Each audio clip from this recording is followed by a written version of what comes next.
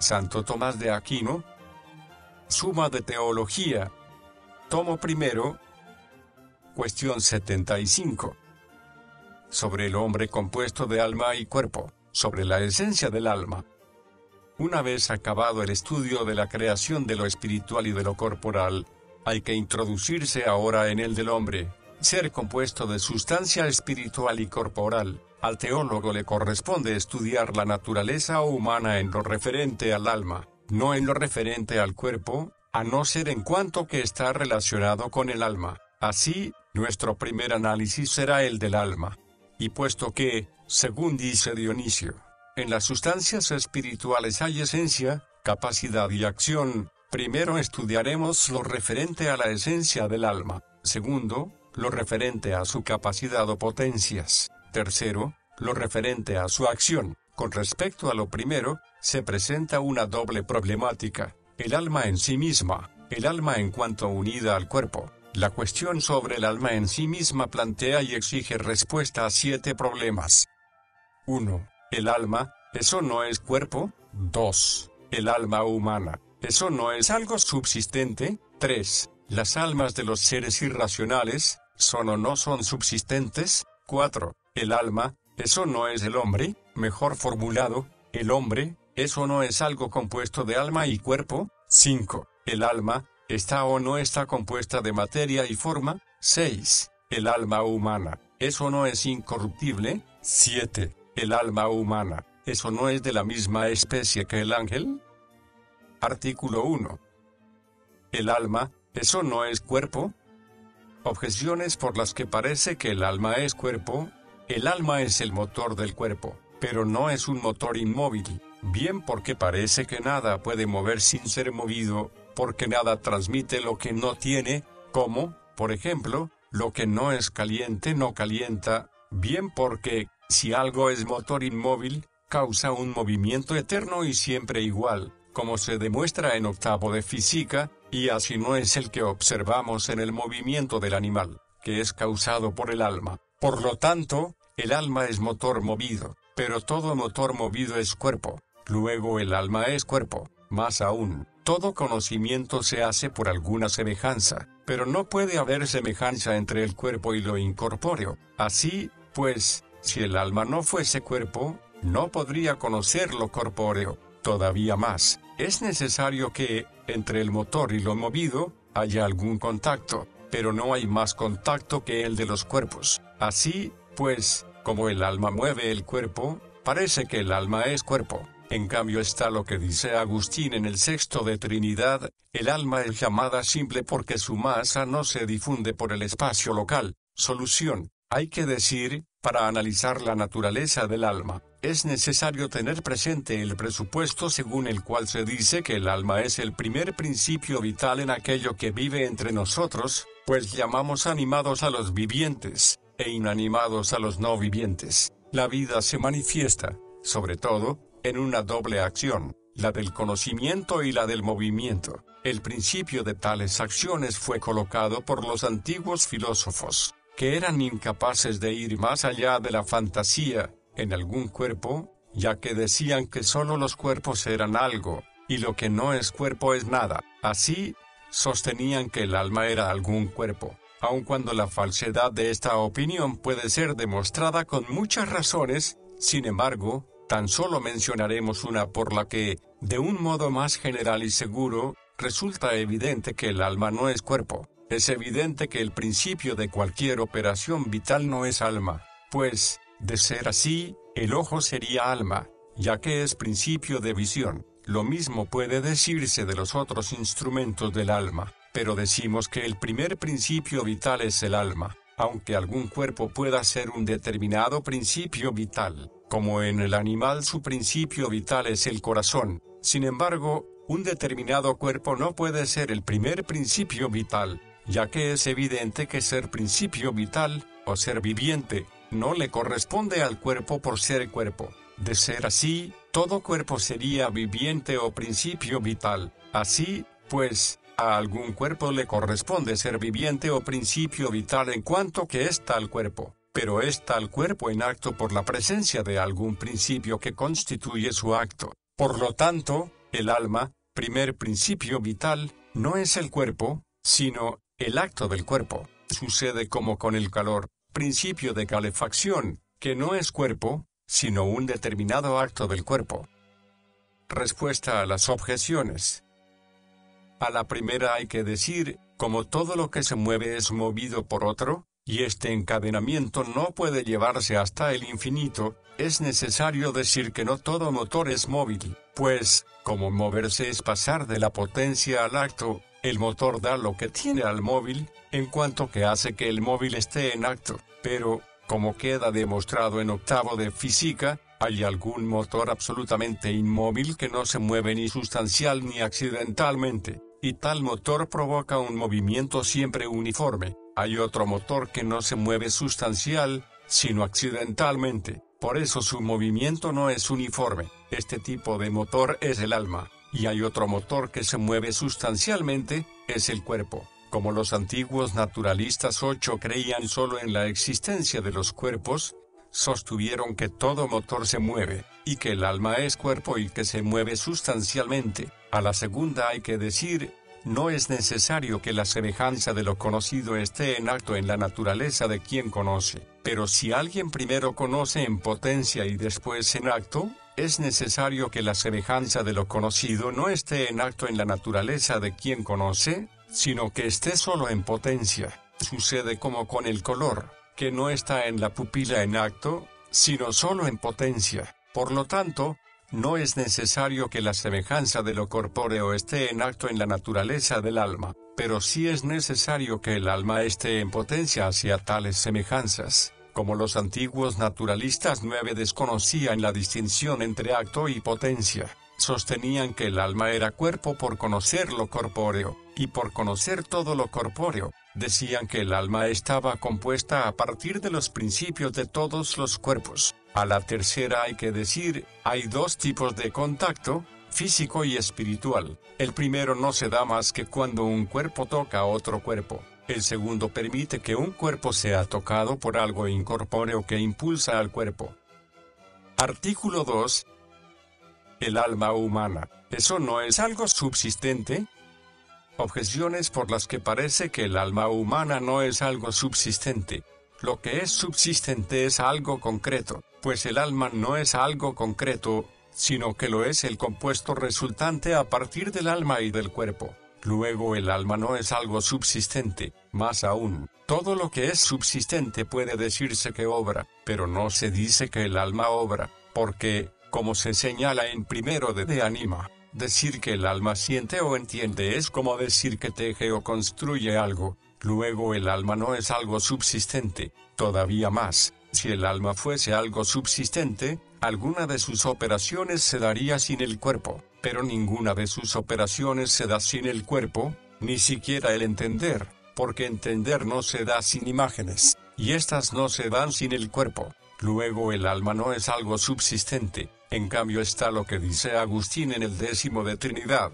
Quien comprenda que la naturaleza de la mente es sustancia incorpórea, comprenderá también que se equivocan quienes dicen que es corpórea, pues estos le adhieren todo aquello sin lo que no ven posible una naturaleza, es decir, las imágenes de los cuerpos. Por lo tanto, la naturaleza de la mente humana no solo es incorpórea, sino que también es sustancia, es decir, algo subsistente. Solución. Hay que decir, es necesario afirmar que el principio de la operación intelectual, llamado alma humana, es incorpóreo y subsistente. Es evidente que el hombre por el entendimiento puede conocer las naturalezas de todos los cuerpos. Para conocer algo es necesario que en la propia naturaleza no esté contenido nada de aquello que se va a conocer, pues todo aquello que está contenido naturalmente impediría el conocimiento. Ejemplo, la lengua de un enfermo, biliosa y amarga, no percibe lo dulce, ya que todo le parece amargo. Así, pues, si el principio intelectual contuviera la naturaleza de algo corpóreo, no podría conocer todos los cuerpos. Todo cuerpo tiene una naturaleza determinada. Así, pues, es imposible que el principio intelectual sea cuerpo. De manera similar, es imposible que entienda a través del órgano corporal, porque también la naturaleza de aquel órgano le impediría el conocimiento de todo lo corpóreo. Ejemplo, si un determinado color está no solo en la pupila, sino también en un vaso de cristal, todo el líquido que contenga se verá del mismo color. Así, pues, el mismo principio intelectual, llamado mente o entendimiento, tiene una operación sustancial independiente del cuerpo, y nada obra sustancialmente si no es subsistente, pues no obra más que el ser en acto. Por lo mismo, algo obra tal como es. Así, no decimos que calienta el calor, sino lo caliente. Hay que concluir, por tanto, que el alma humana, llamada entendimiento o mente, es algo incorpóreo y subsistente. Respuesta a las objeciones. A la primera hay que decir, algo concreto puede tener dos sentidos, el de cualquier cosa subsistente, el de algo subsistente con una naturaleza completa de alguna especie. El primero excluye la adhesión del accidente y de la forma material, el segundo excluye la imperfección que implica ser parte. Por eso, la mano puede ser llamada algo concreto en el primer sentido, pero no en el segundo. Por lo tanto, el alma humana, al ser parte de la especie humana, puede ser llamada algo concreto subsistente en el primer sentido, pero no en el segundo. En el segundo sentido es llamado algo concreto el compuesto resultante a partir del alma y del cuerpo. A la segunda hay que decir, con aquellas palabras, Aristóteles no está expresando su opinión, sino la de aquellos que sostenían que entender es mover. El contexto lo aclara. O también puede decirse que obrar por sí mismo corresponde al existir por sí mismo.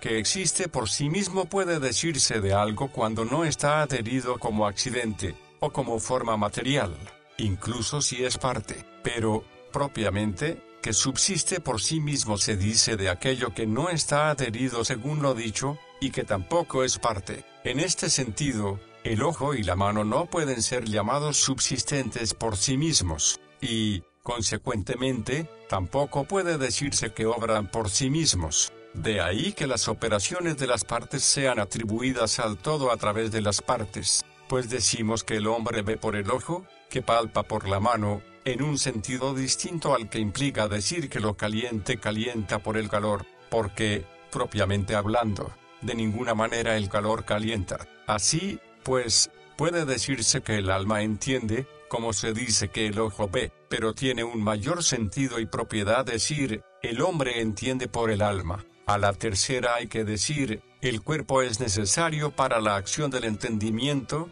pero no como el órgano con el que se realiza tal acción, sino por razón del objeto, pues la imagen se relaciona con el entendimiento como el color con la vista, y necesitar el cuerpo no excluye que el entendimiento sea subsistente. De lo contrario el animal no sería algo subsistente, pues necesita de los sentidos externos para sentir. Artículo 3. ¿Las almas de los animales irracionales son o no son subsistentes? Objeciones por las que parece que las almas de los animales irracionales son subsistentes.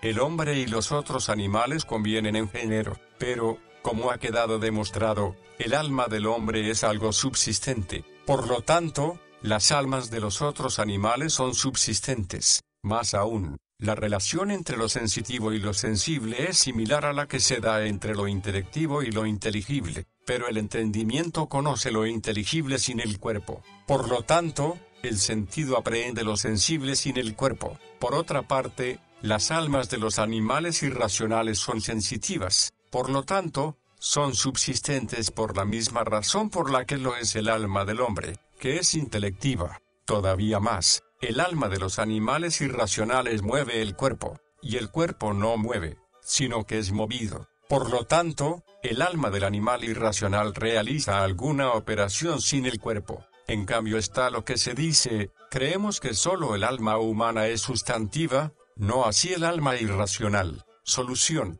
hay que decir, los antiguos filósofos no ponían distinción alguna entre el sentido y el entendimiento, y, como se ha dicho, a cada uno le atribuían un principio corpóreo. Platón, por su parte, distinguió entre entendimiento y sentido, sin embargo, a cada uno le atribuyó un principio incorpóreo. estableciendo que al alma en cuanto tal le corresponde entender y también le corresponde sentir.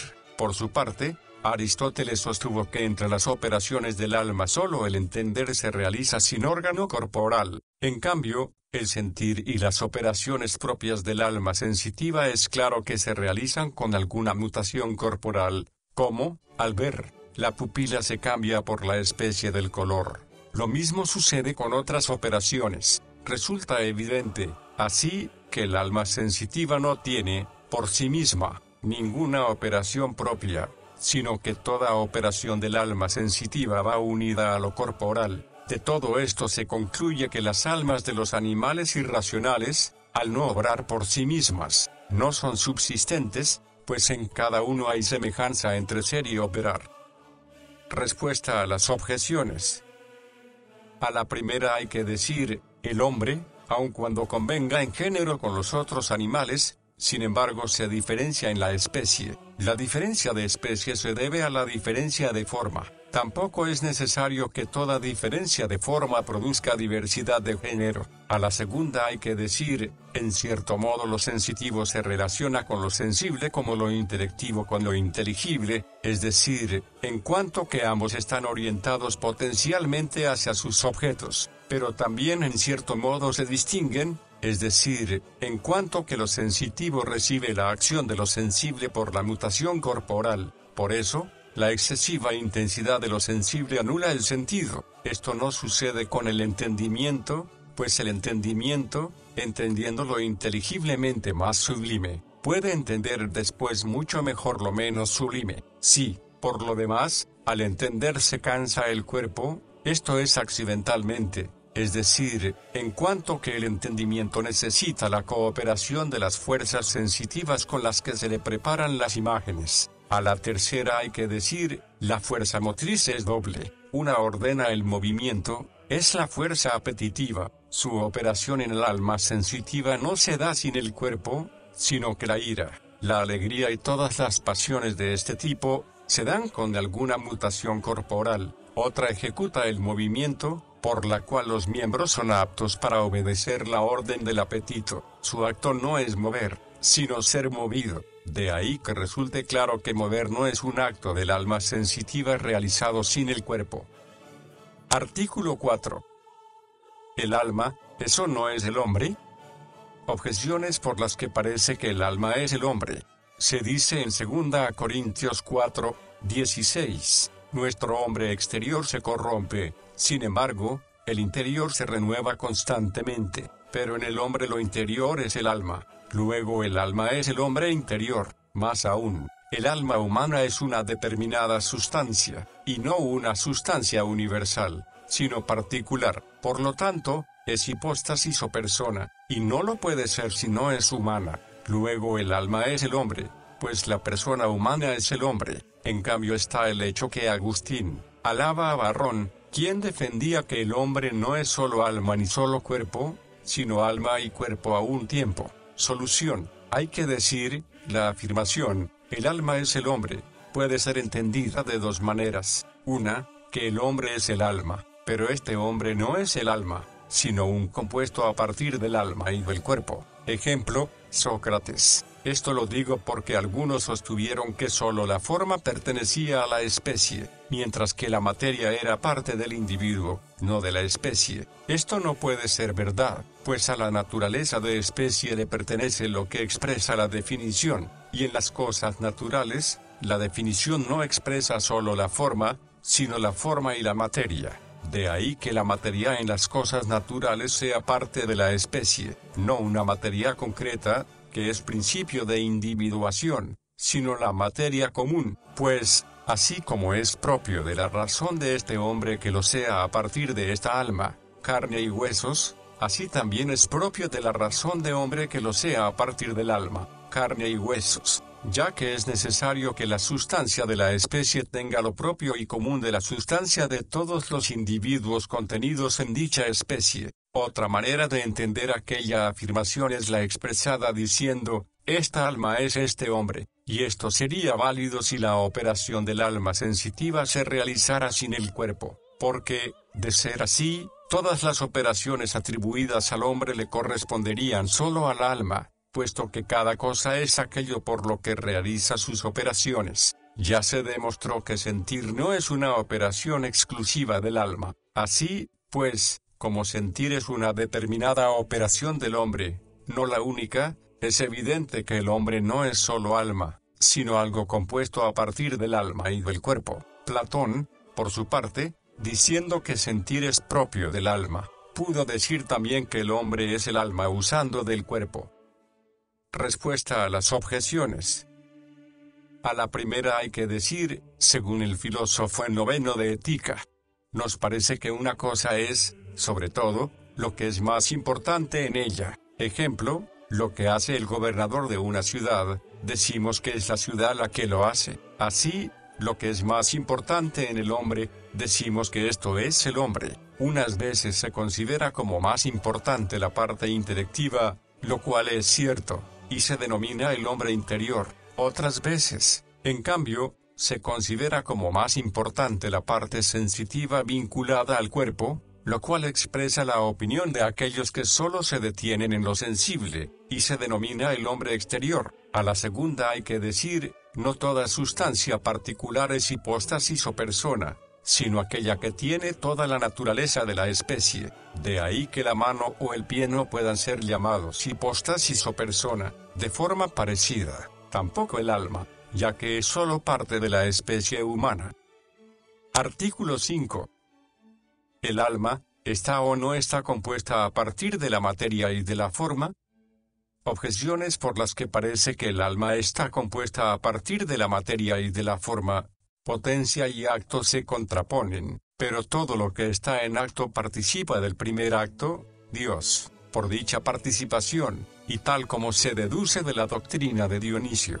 Todo es bueno, ser y viviente. Por lo tanto, todo lo que está en potencia participa de la primera potencia, pero la primera potencia es la materia prima. Como el alma en cierto modo está en potencia, tal como se prueba por el hecho de que el hombre es inteligente en potencia, parece que el alma humana participa de la materia prima en cuanto que es parte suya. Más aún, allí donde hay propiedades de la materia, allí hay materia, pero en el alma hay propiedades de la materia como son ser sujeto y cambiar, pues sostiene el saber y la virtud, y pasa de la ignorancia al saber, del vicio a la virtud. Por lo tanto, en el alma hay materia. Todavía más, como se dice en octavo de metafísica, lo que no tiene materia no tiene causa de su ser, pero el alma tiene causa de su ser, Dios, que la creó. Luego el alma tiene materia. Por último, lo que no tiene materia, sino que es solo forma, es acto puro e infinito. Esto solo lo es Dios.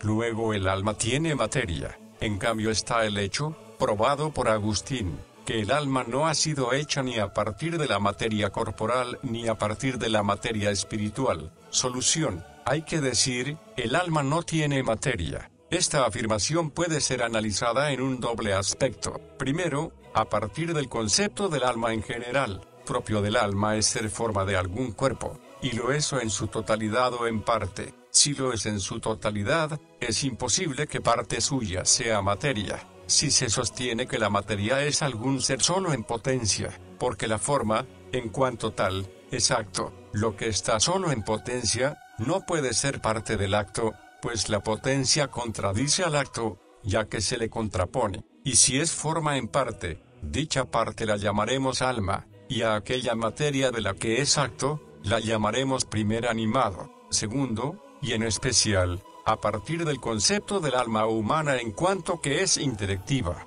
Es evidente que todo lo que se contiene en algo, está contenido según el modo de ser del continente. Así, todo es conocido según la forma con que se encuentra en quien conoce. El alma intelectiva conoce algo en cuanto tal absolutamente. Ejemplo, conoce absolutamente una piedra en cuanto piedra. Así, pues, la forma de piedra, en su razón formal propia, está absolutamente en el alma intelectiva. Por lo tanto, el alma intelectiva es forma absoluta, y no algún compuesto a partir de la materia y de la forma. Pues si el alma intelectiva estuviese compuesta a partir de la materia y de la forma, las formas de las cosas estarían en ella como individuos. De ser así, no se conocería más que lo singular, tal como sucede en las potencias sensitivas que contienen las formas de las cosas en el órgano corporal, pues la materia es el principio de individuación de las formas. Hay que concluir, por lo tanto,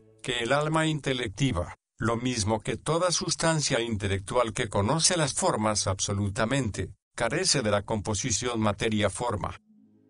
Respuesta a las objeciones. A la primera hay que decir, el primer acto es el principio universal de todos los actos porque es infinito, conteniéndolo todo en sí mismo virtualmente, como dice Dionisio. De ahí que sea participado por las cosas, no como parte, sino por difusión. La potencia, por ser receptiva del acto, es necesario que sea proporcionada al acto. Por su parte, los actos recibidos que proceden del primer acto y del que son una participación, son diversos. De ahí que no puede haber una potencia que reciba todos los actos, como hay un acto que impulsa todos los actos que lo participan. En caso contrario, la potencia receptiva se adecuaría a la potencia activa del primer acto. Por lo tanto, la potencia receptiva que hay en el alma intelectiva es distinta de la potencia receptiva de la materia prima, como lo demuestra la diversidad de cosas recibidas, pues la materia prima recibe formas individuales, mientras que el entendimiento recibe formas absolutas. Por lo tanto, la potencia presente en el alma intelectiva no prueba que el alma esté compuesta a partir de la materia y de la forma. A la segunda hay que decir, sostener y cambiar es propio de la materia en cuanto que está en potencia. Por lo tanto, así como una es la potencia del entendimiento y otra distinta la potencia de la materia prima, así también distinta es la razón de ser sujeto y cambiar, pues el entendimiento sostiene la ciencia y pasa de la ignorancia al saber en cuanto que está en potencia hacia las especies inteligibles. A la tercera hay que decir, la forma es causa de ser de la materia, y su agente. El agente, en cuanto que reduce la materia a acto de la forma cambiando, en su causa de ser. Si algo es forma subsistente, su ser no lo tiene por algún principio formal, como tampoco tiene causa que la pase de potencia a acto. De ahí que,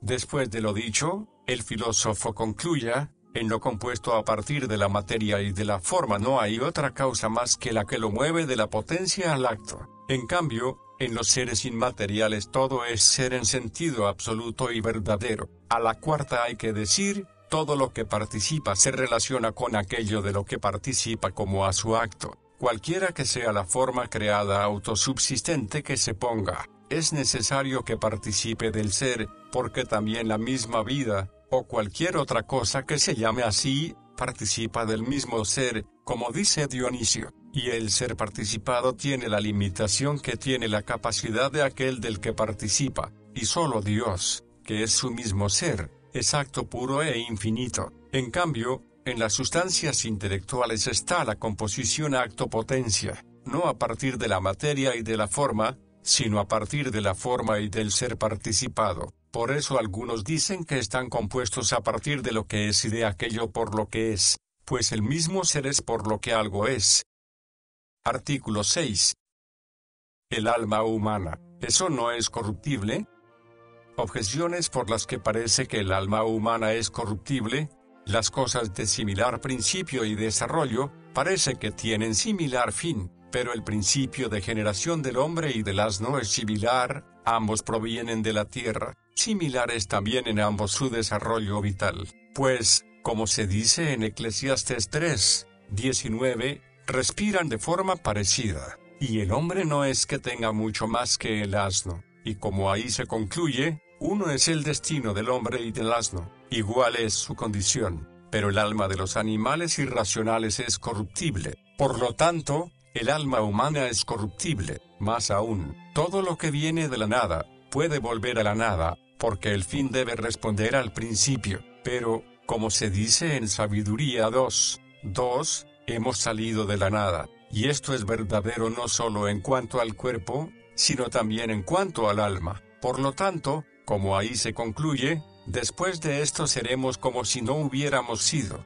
En esto está incluida el alma. Todavía más, todo tiene su propia operación, pero la operación propia del alma, entender con imágenes, no puede realizarse sin el cuerpo, pues el alma nada conoce si no es a través de las imágenes, y tal como se dice en el libro de Ánima, no hay imágenes sin el cuerpo, por lo tanto, destruido el cuerpo, desaparece el alma. En cambio está lo que dice Dionisio: las almas humanas por la bondad divina son intelectuales y tienen una vida sustancial inconsumible. Solución: hay que decir, es necesario afirmar que el alma humana, a la que llamamos principio intelectivo, es incorruptible. Algo puede corromperse de dos maneras: una, sustancial; otra, accidental. Es imposible que algo subsistente se genere o se corrompa accidentalmente, esto es, por algo generado o corrompido, pues a algo le corresponde ser engendrado o corromperse como le corresponde el ser,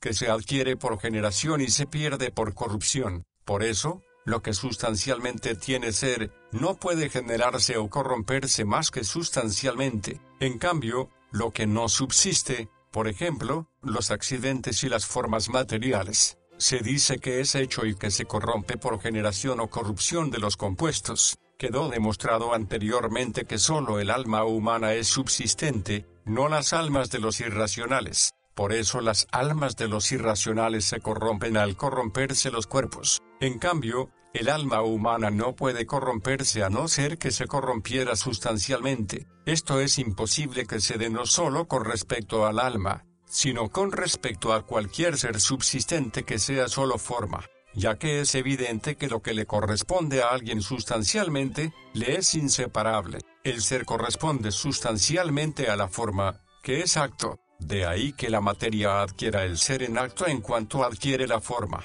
Se corromperá cuando la forma desaparezca, pero es imposible que la forma se separe de sí misma. De ahí que sea imposible también que la forma subsistente deje de ser. Incluso suponiendo, como dicen algunos, que el alma estuviese compuesta a partir de la materia y de la forma, habría que decir que es incorruptible, pues no hay corrupción más que allí donde hay contrariedad, pues las generaciones y corrupciones surgen de contrarios y se dan en contrarios. Por eso, los cuerpos celestes, al no tener materia sometida a contrariedad, son incorruptibles. Por su parte, en el alma intelectiva no puede haber ninguna contrariedad, pues lo que recibe lo recibe según su modo de ser, y lo que en ella se recibe no tiene contrariedad, porque incluso las razones de los contrarios en el entendimiento no son contrarios, sino que hay una sola ciencia de los contrarios. Por lo tanto, es imposible que el alma humana sea corruptible. Puede ser también señal de esto el que cada ser por naturaleza desea ser como debe ser. En los seres que pueden conocer, el deseo sigue al conocimiento. En cambio, el sentido no conoce el ser más que sometido al aquí y ahora, mientras que el entendimiento aprende el ser absolutamente y siempre. Por eso, todo lo que tiene entendimiento por naturaleza desea existir siempre. Un deseo propio de la naturaleza no puede ser un deseo vacío. Así, pues, toda sustancia intelectual es incorruptible. Respuesta a las objeciones. A la primera hay que decir, Salomón, tal como queda expresado en Sabiduría 2, 1 al 21, dice aquello pero referido a los necios. El que el hombre y los otros animales tengan un principio similar, es verdad en cuanto al cuerpo, pues todos los animales vienen de la tierra, pero no es verdad en cuanto al alma, pues el alma de los irracionales es producida a partir de alguna fuerza corpórea, mientras que el alma humana es producida por Dios. Esto es lo que expresa lo dicho en Génesis 1, 24 en cuanto a los animales, produzca la tierra alma viviente. En cuanto al hombre dice, Génesis 2, 7, le inspiró en su rostro el aliento vital. De ahí que en Eclesiastes 12, 17 concluya, vuelva el polvo a la tierra de la que vino, retorne el espíritu al Dios que lo dio. Igualmente, un similar desarrollo vital lo tiene en cuanto al cuerpo. A esto corresponde lo dicho, respiran de forma parecida. Eclesiastes 3, 19, y en Sabiduría 2, 2, humo y aliento hay en nuestras narices, pero no es similar el desarrollo en cuanto al alma, porque el hombre entiende, no así el irracional. Por eso es falso aquello de, no tiene mucho más el hombre que el asno. Así, similar es el destino en cuanto al cuerpo, pero no en cuanto al alma. A la segunda hay que decir, así como al decir que algo puede ser creado se está haciendo referencia no a una potencia pasiva, sino a la potencia activa del creador, que puede producir algo de la nada. Así también al decir que algo puede volver a la nada no se está diciendo que en la criatura está la potencia para no ser, sino que en el creador está el que deje de infundirle el ser. Se dice que algo es corruptible porque en él está la potencia para no ser. A la tercera hay que decir, entender con imágenes es la operación propia del alma en cuanto que está unida al cuerpo. Separada del cuerpo, tendrá otro modo de entender semejante al de las otras sustancias separadas del cuerpo. Esto quedará mejor demostrado más adelante. Artículo 7. ¿El alma y el ángel son o no son de la misma especie? Objeciones por las que parece que el alma y el ángel son de la misma especie. Cada ser está ordenado por naturaleza al fin propio de su especie por la que tiene inclinación a tal fin, pero uno es el fin del alma y del ángel, la bienaventuranza eterna. Por lo tanto, son de la misma especie. Más aún, la última diferencia específica es la de más categoría, porque colma la razón de la especie, pero nada hay de más categoría en el ángel y en el alma que el ser intelectual. Por lo tanto, el ángel y el alma convienen en la última diferencia específica, luego son de la misma especie. Todavía más, no parece que el alma se diferencie del ángel más que por el hecho de estar unida al cuerpo, pero el cuerpo, al estar fuera de la esencia del alma, no parece que pertenezca a su especie. Por lo tanto, el alma y el ángel son de la misma especie. En cambio, los seres cuyas operaciones naturales son diversas, son de distinta especie, pero las operaciones naturales del alma y del ángel son diversas, porque, como dice Dionisio, las mentes angélicas tienen entendimientos simples y bienaventurados, no necesitando lo visible para conocer lo divino. Del alma se dice exactamente lo contrario. Así, pues, el alma y el ángel no son de la misma especie. Solución. Hay que decir, Orígenes sostuvo que todas las almas humanas y los ángeles eran de la misma especie. Pensaba así porque sostuvo también que la diversidad de grados que se encuentra en dichas sustancias es accidental proveniente del libre albedrío, como ya indicamos anteriormente. Esto no puede ser, porque en las sustancias incorpóreas no puede haber diversidad en cuanto al número sin diversidad en cuanto a la especie y sin desigualdad natural, porque si no están compuestas a partir de la materia y de la forma, sino que son formas subsistentes, es evidente que sería necesario que hubiera diferencia en la especie, pues no puede concebirse que exista alguna forma separada a no ser que haya una sola de cada especie.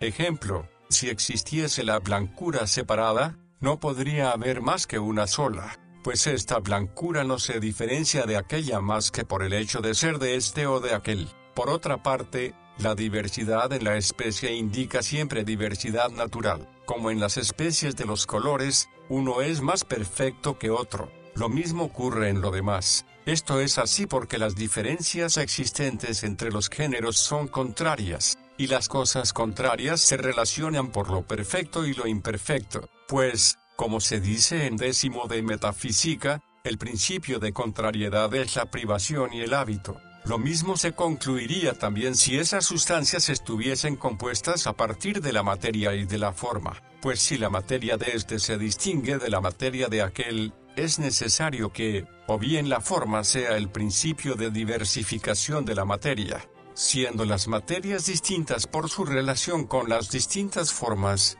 y en tal caso habría también diversidad en la especie y desigualdad natural, o bien que la materia sea el principio de diversificación de las formas. De ser así, no podría decirse que esta materia es distinta de aquella, a no ser por división cuantitativa, la cual no se da en las sustancias incorpóreas como lo son el ángel y el alma. Por eso no puede decirse que el ángel y el alma sean de la misma especie. ¿En qué sentido hay muchas almas de una misma especie? Lo detallaremos más adelante. Respuesta a las objeciones. A la primera hay que decir, aquel argumento es válido con respecto al fin próximo y natural. En cambio, La bienaventuranza eterna es el fin último y sobrenatural. A la segunda hay que decir, la diferencia específica última es la de más categoría, en cuanto que es la más determinada, al igual que el acto es de más categoría que la potencia, pero lo intelectual no es lo de más categoría, porque es indeterminado y está sometido a muchos grados de intelectualidad, como lo sensible está sometido a muchos grados en el ser sensible. Por eso, así como no todos los seres sensibles son de la misma especie, tampoco lo son los seres intelectuales. A la tercera hay que decir, el cuerpo no pertenece a la esencia del alma, pero el alma por su misma naturaleza puede unirse al cuerpo. Por eso, tampoco el alma está en la especie, sino solo el compuesto, y el hecho de que el alma en cierto modo necesite del cuerpo para realizar su operación, pone al descubierto que el alma tiene un grado de intelectualidad inferior al del ángel, que no se une al cuerpo.